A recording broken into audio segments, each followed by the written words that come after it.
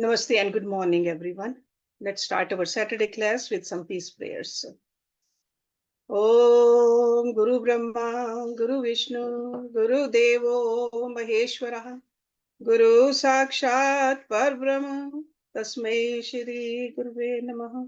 Om Bhurбхавасвah Tatsavitra Bhargo Devasya Dhimahi Dhiyo Yo Nah Prachodayat. Asto ma sadgamya tamso ma jyotirgamya mrityorma amritam gamya. Om sehna bhavatu sehna bhunaktu seviryam karvavai tejasvi navadhitamastu ma vidvishavai. Om shanti shanti shanti om. Let's open our books. Yog Darshan. Last week we started the third chapter, the Vibhuti Pad.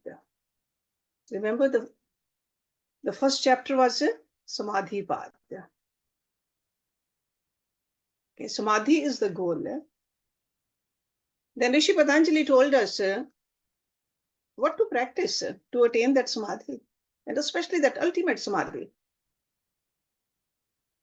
Abhyas we need to do. Right? So that was the second chapter. And now after we do the Abhyas, what really happens? We will attain certain powers.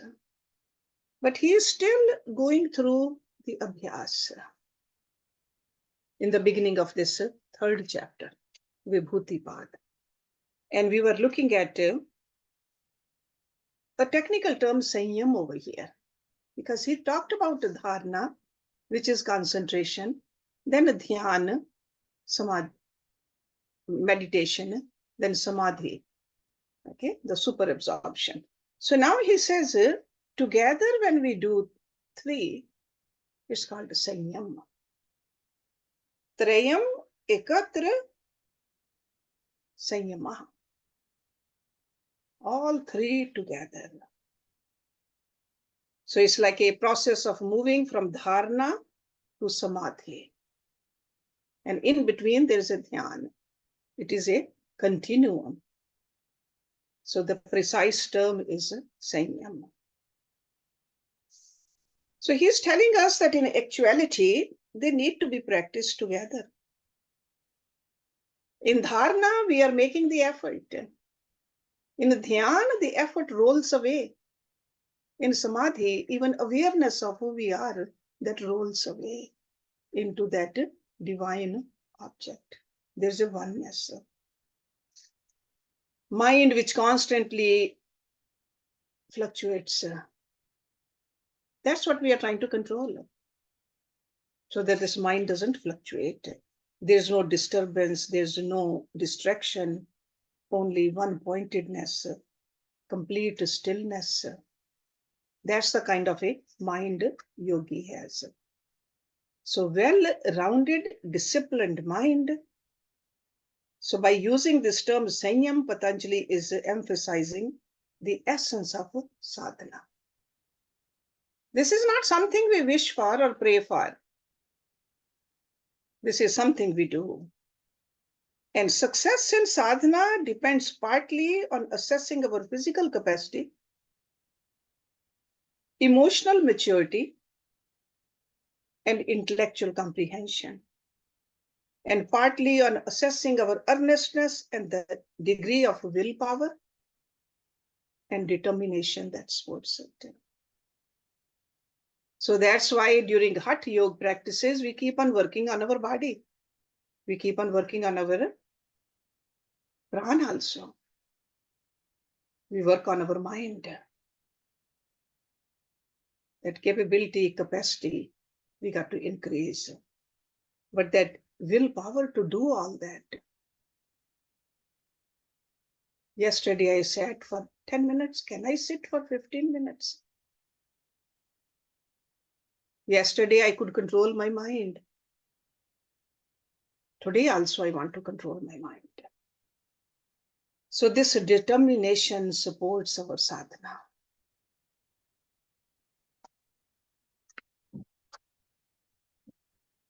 the highly comprehensive and integrative approach to sadhana. That is sanyam. Okay. And now let's look at when this well-rounded discipline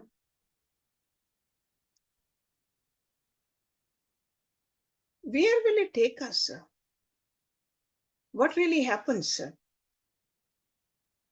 So its next sutra is leading towards that. He says, tajjayat pragyaha alokah. Tajjayat, that means mastery over that. Mastery over what? Mastery over sanyam. So it's not that you reach the sanyam one time and this is it. You got to become a master of it. So mastery over the sanyam. Pragya means intuitive wisdom. Pragya, that is again a technical term. Pragya. Alokaha, light. From mastery over that sanyam, the light of intuitive wisdom arises. This intuitive wisdom is the one where your lower mind has reached to that higher mind. Intuitive. So as the practice of sanyam progresses, the light of intuitive wisdom, which is intrinsic to samadhi, begins to shine. It's very important to remember the light he mentions, alokaha. That is not a light of a physical world. It's not a sunlight or a candle light or an electric bulb light. It is our inner illumination. That is the light he's talking about. That inner illumination which infuses our mind with a high degree of clarity. See, just like an outer light, with the help of the outer light, we can see better. With this inner light, we can understand things better. And this pragya also refers to the retentive power. That retentive power, which is capable of firmly holding the memories of the past experiences and retrieving them also with little or no effort.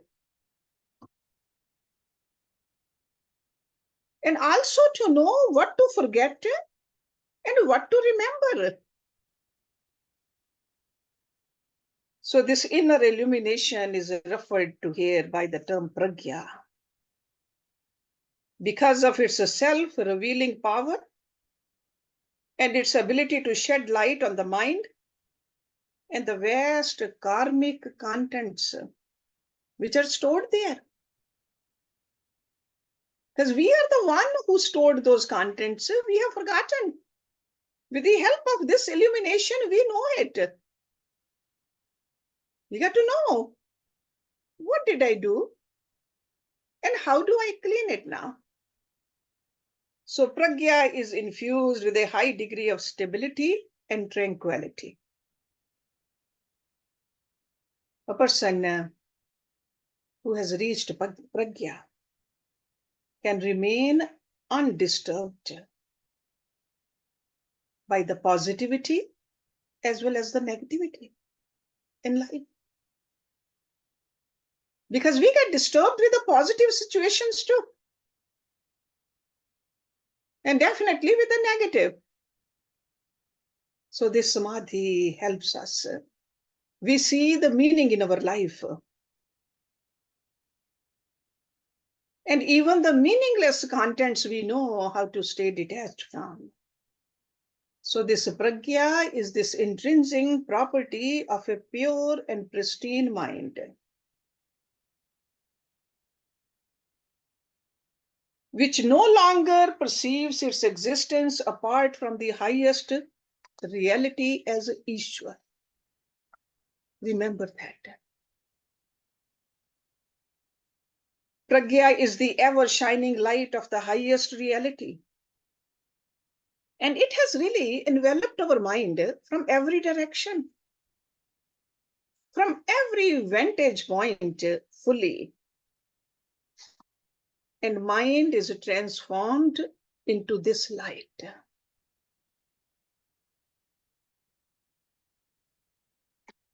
The emergence of a pragya, because it emerges out of samadhi. Emergence of pragya is the outcome of immersion in the practice of sanyama. And remember, it's an ongoing process.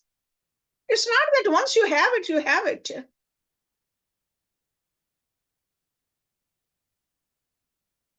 But remember, its a full manifestation occurs right before we are fully immersed in nirbij samadhi. I'm sure you have remembered these different terms. Nirbij, when there's no more seeds of sanskars left,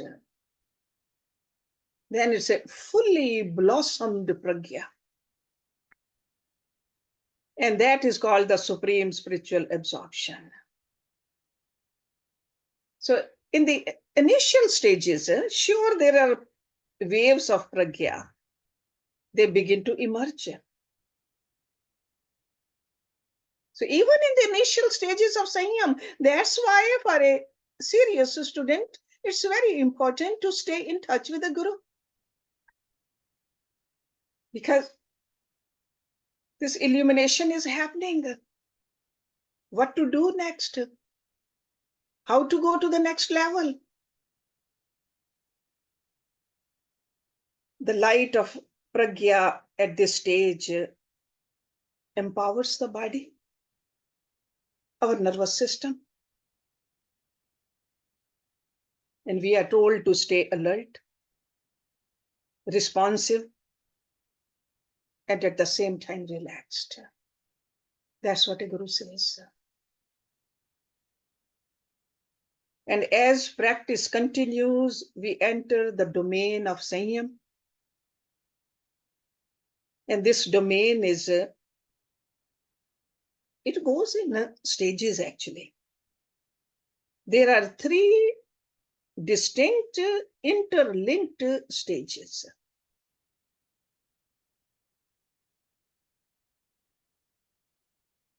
We feel that prana at the center of the forehead. There is a pranic pulsation,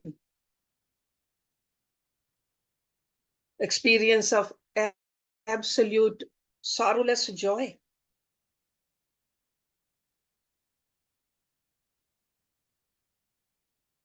And in the light of pragya, we begin to see the true nature of the phenomenal world. We realize that everything in the world has a beginning and an end. Nothing in this prakriti is stable. And we know that this body has the same law. And everything around the body also, all the pleasant, unpleasant experiences. And in the final analysis, we understand fully that what has value in this life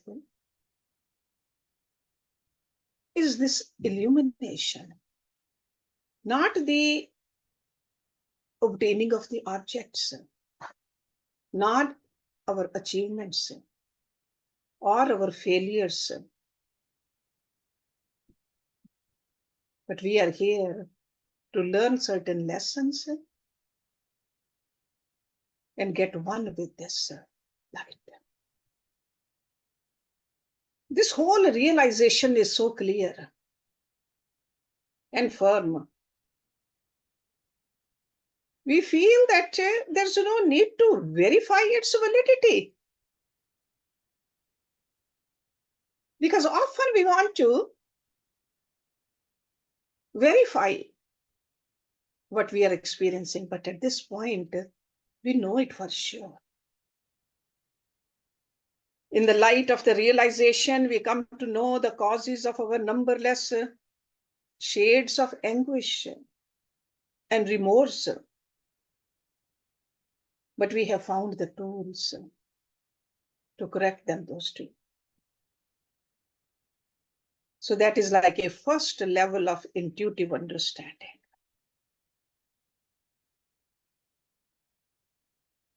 The second level, we are certain that the deeper causes of afflicting thoughts are being removed now. And this process we have more and more in control. Then we see the signs and symptoms of afflicting thoughts and experiencing. And then after that, we see this light. We have complete trust in our willpower, determination. This mind doesn't have any doubts or fear.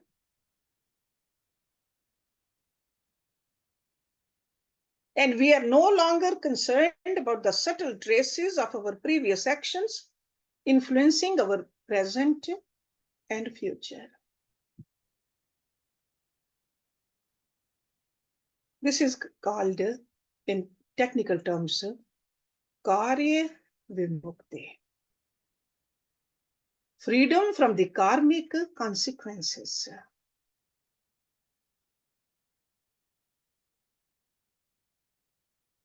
And after that comes the chitta vimukti, freedom from the chit also. The deep rooted contents in our mind, with the help of this sanyama, we remove those. Because this light of pragya is so bright, we not only able to see our subtle karmic impression, but we can conquer them too. It's not just only seeing something, but how to remove it too. And this is due to a high degree of absorption in pragya, in that light.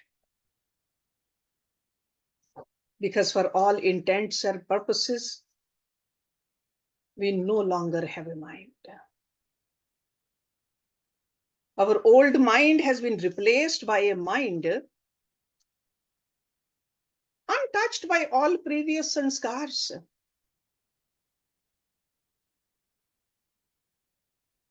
And we learned about that in the last two chapters. Because this highly refined mind is spontaneously drawn towards its source now. Before that, mind was just going into the outer prakriti, trying to find the joy in the objects. But now this refined mind, spontaneously drawn to its source, the pure and pristine Ishwar. From the standpoint of sadhana, the most important effect of pragya on the mind is that from this mind onward, the mind remains free of the subtle impressions which are associated with our any action which is performed now. Like old impressions are being washed. There's no new impression which is being created. And this is how the highly immersive and illuminating light of pragya opens the door to the nirbij samadhi. Okay, so there are two words, sabij and nirbij. Sabij is still those seeds of impressions are there. Nirbij, with the help of sanyam, we are roasting those seeds.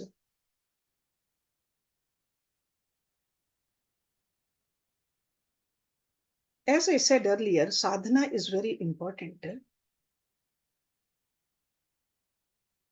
with this continuous sadhana, we can eliminate the pitfalls on this path. And we can accelerate the practice. How? Rishi Patanjali is telling us in the next verse. Because there is still a slip. We have not reached the goal. We have seen the goal, but journey is long. So he says, tasya bhoomishu viniyogah. Tasya means of that. Bhoomishu, contents or contexts. Viniyogah, application. So in different contexts, or you can say circumstances, the application of that sanyama differs. So in other words, we got to know. That's why I said to stay in touch, spend some time with the Guru is very important. This is something which we cannot learn from the books. Only a realized Guru can tell us what is next. How do I use this? What can I do? Am I just imagining? Or is it real there? Because this process or the practice of sanyam is an ongoing process. Okay, it's not a once in a lifetime thing. Each step of the process is marked by a unique experience. As the steps mature, through prolonged and uninterrupted practice, the experience is also mature. The more mature a step, the more firmly it forms the basis for the next step. It's almost like if we are walking up on a ladder, we want to place our foot very firmly at the lower step first. Then pick up the next foot and put firmly on the next one. And then keep on rising up. But our feet got to be firmly put there. And there's no airtight demarcation distinguishing these steps when we talk about the journey on these subtler roads. Okay, the physical things we can see.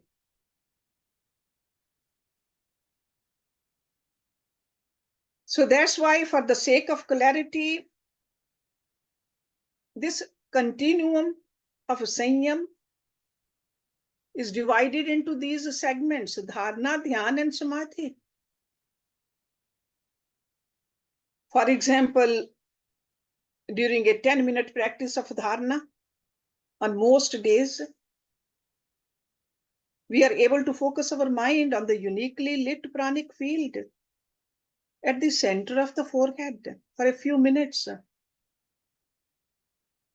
But then we can get distracted away.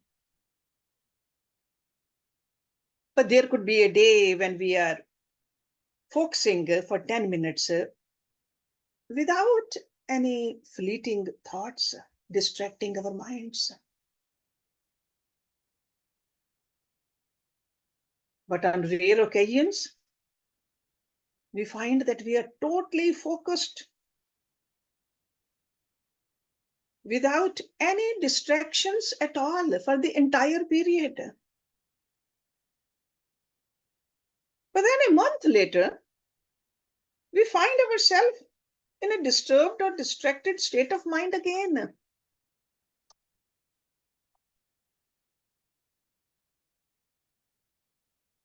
Due to the successful practice of dharana, we climb the ladder of dhyan for the most part.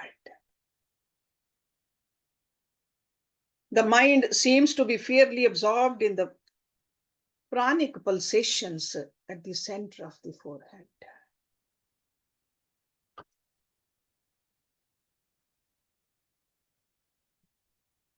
The yogi guru says, while you are climbing, you can use the help of the mantra also. Mantra is like a rope you are holding on to.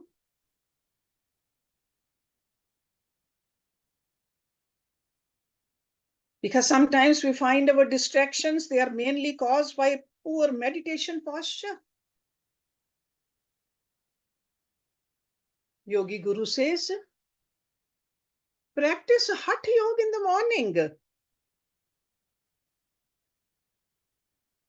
If your breathing is disturbed and your mind gets disturbed because of the disturbed breathing, make sure you do those cleansings also.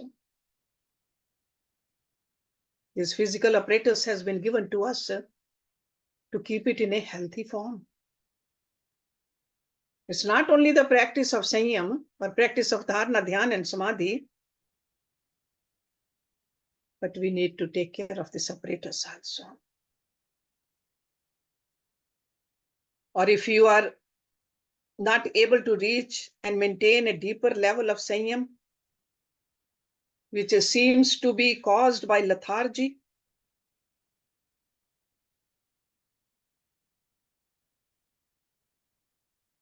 do some special pranayams. There are a lot of techniques which yogis have given us to get rid of this laziness from your mind. Or if we notice that our practice of sanyam is being hijacked by emotional turmoil arising from the unlit corners of the mind, then sure, use the mantra. That's why this Gayatri mantra, we are praying to God to give me a higher intellect. Pragya is nothing but the highest level where we are close to Ishvara. The intensity of these supportive practices, because that's what I would call them. They are supportive practices, asanas, pranayams, mantra recitation. These practices determine how quickly we overcome the hurdles which are blocking our access to the deeper dimensions of Sanyama.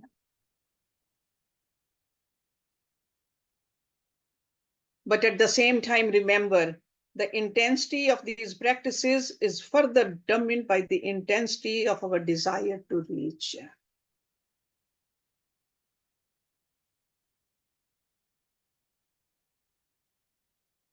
Reach that goal in this lifetime. Because if that intensity, that burning desire to reach that goal is not here,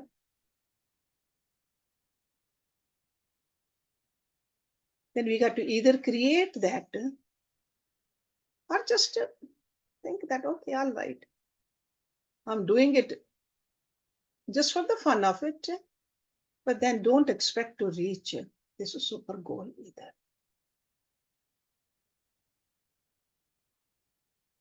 And then remember to connect the Ishwar Pranidhan with it too. You remember that Ishwar is ever present, all pervading. There's no place where God is not. Ishwar is the one who fully comprehends the mystery of our mind or the vast contents. The samadhi is when we have full faith in the Ishwar. Ishwar pranidhanatva. Boundless radiance of Ishwar around us, inside us. So correct understanding of Ishwar and absorbing the mind in Ishwar is enlightenment. That's what Ishwar Pranidhan is. So trustful surrender to Ishwar is a force without parallel. Riding the wave of Ishwar Pranidhan, we can reach the higher states of Sanyam easier. See, that is a bhakti. Ishwar Pranidhan. The grace of Ishwar and the Guru, because Guru is always absorbed in Ishwar. So that's why there's no difference between Guru and Ishwar. If we have that faith, that is like helping us in a tremendous way to reach our goal.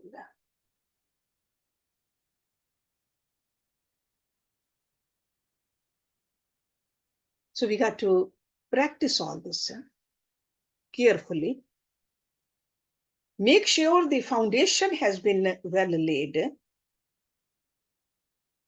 And that's why Rishi Patanjali is reinforcing this idea about the foundation in the next verse. Foundation. Trayam antra angam purvebhya. Trayam, group of three. Antra, internal. Angam, limb. Purvebhya, in relation to the preceding. In relation to the preceding limbs, these three, the triad of dharana, dhyana, and samadhi, is an internal limb. So he is telling us that the external limbs need to be practiced. If you want to reach higher with the help of these internal or the inner limbs. It sounds like that he's repeating himself again.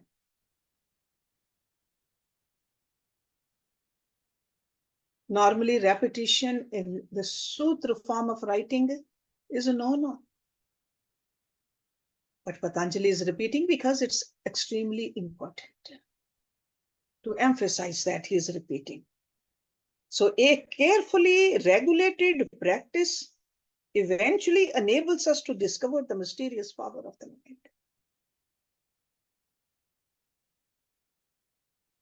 So completely perceptible and completely imperceptible. There are two broad categories.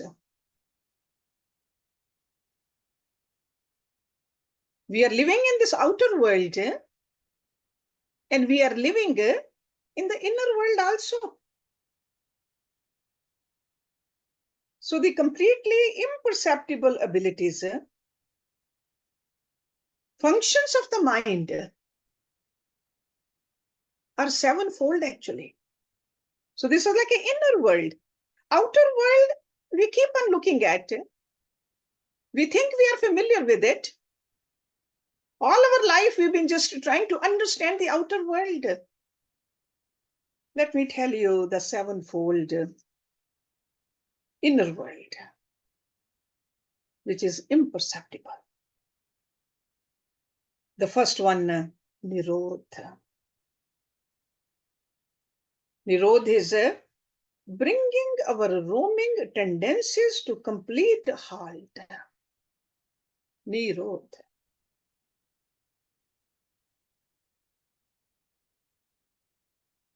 And our mind, because mind is the inner, so mind has the ability to become fully cognizant of its intrinsic properties, which is called dharma. So nirodha and dharma. And then it has the capacity to create, to store, retain, destroy all the impressions, sanskar. And there is a continuous transformation also going on, which is called parinam.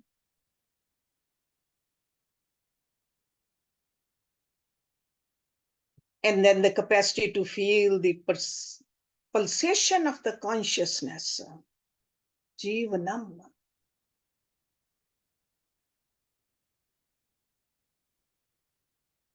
Then there's a cheshtha, volition.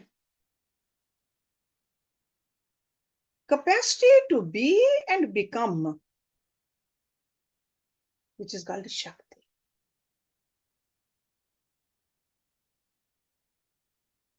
So these are our inner powers.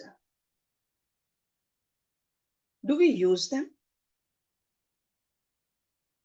Let me repeat again.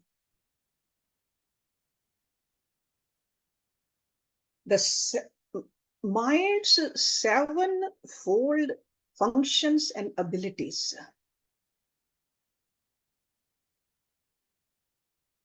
Nirodha. So that means we can constrain it. It is constrainable. We cannot say that no, mind is too fast. You remember when Arjun said, no, it is too chanchal. I cannot control it. What did Lord Krishna say? His guru? He said, of course it is chanchal. It's very violent, but there's a big but there that with abhyas and vairagya, you can control it. And this is what Rishi Patanjali is telling us too, that we have to do the sadhana. So nirodh can be done. Then second is the dharam. Then sanskar, parinam, jivanam, cheshtha, shakti. So you can call them mind's perceptible attributes, properties, functions, behaviors at the inner level. And then in the external level, we are familiar with also. But we'll talk more about it next week. So we'll start with the verse number 3.7 next week. Om Purnamada Purnamidam Purnat Purnamudachyate Purnasya Purnamadai Purnameva Visheshyate Om Shanti Shanti Shanti Om.